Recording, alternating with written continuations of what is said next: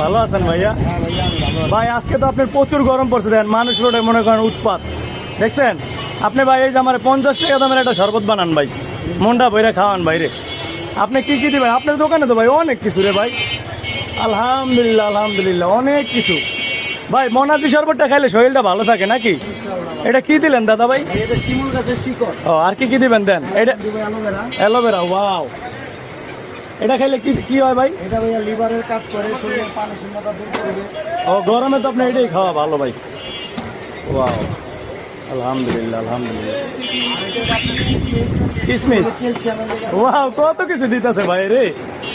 আর এটা লাগবে কাঠবাদাম, কাঠবাদাম, কাজু বাদাম, আর এটা লাগবে নাটোরের ঝিলকি। ওই দেখো কত কিছু দিতেছে আল্লাহ। শরীরে লেগে ভালো, শক্তিমূলক পাউডার, এটা খেলে শরীরে শক্তি বাড়ে।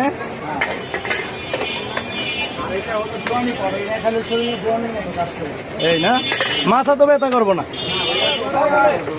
ভাই। আপনি এত কিছু দিতেছেন 50 টাকা, আমি তো ভাই মনটাই বেড়ে গেছে ভাই।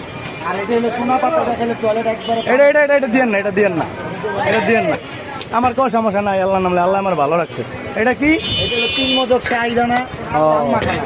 ডাল মাখানা। ইনশাআল্লাহ এখন আল্লাহ পানি দিব। আচ্ছা পানিটা দিয়ে দেন, হয়ে গেছে না? যাক আলহামদুলিল্লাহ। এটা কি দিলেন? মিষ্টি। এটা মধু। প্রিয় দর্শক, শরবত খাইতে আসলাম ভাইয়ের দোকানে, প্রচুর গরম পড়ছে।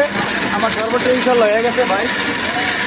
ভালোবাসার মানুষ, গরম পড়লে আসলে বনাজি শরবতটাই সবচেয়ে বেশি চলে। আর আমি তো লেবু শরবত বেশি, আপনারা জানেনই। হয়ে যেতেছে না? ওয়াও, আর একটা ঝুঁকা মেরে থাকে।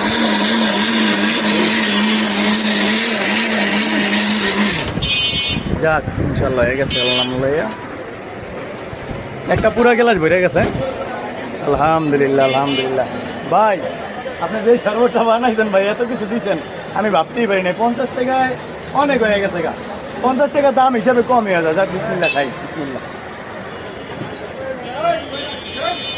বাবা রে, একটু তিতা তিতা লাগে, তিতা লাগলো মানে কাজটা ইনশাল্লাহ ভালো হবে না।